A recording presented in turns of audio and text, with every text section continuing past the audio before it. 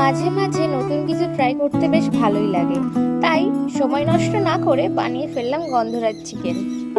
প্রথমেই চিকেনটা ভালোভাবে ধুয়ে নিতে হবে, তারপরে হলুদ গুঁড়ো, লঙ্কার গুঁড়ো আর পেস্ট করা যে মশলাটা রেখেছিলাম আর ফাটানো টক দই, এটা দিয়ে ভালোভাবে ম্যারিনেট করে রেখে চাইলে 5 মিনিটের জন্য ফ্রিজেও রেখে দিতে পারো। সস টপের গন্ধরাজ লেবুর খোসা ছাড়িয়ে দিতে হবে, ম্যারিনেট করা চিকেনের মধ্যে দিয়ে দিতে হবে। তারপর কড়াইতে গোটা গরম মশলা আর পেঁয়াজ দিয়ে ভেজে নিতে হবে।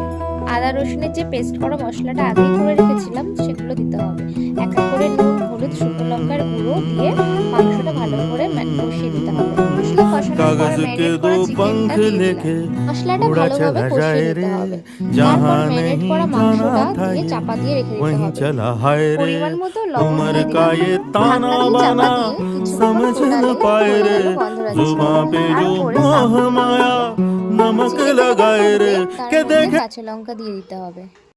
চিকেনটা নামিয়ে তার উপরে গন্ধরাজ পাতা আর গন্ধরাজ লেবুর কোয়া আর একটু গন্ধরাজ লেবুর রস ছড়িয়ে দিলেই হয়ে গেল গন্ধরাজ চিকেন।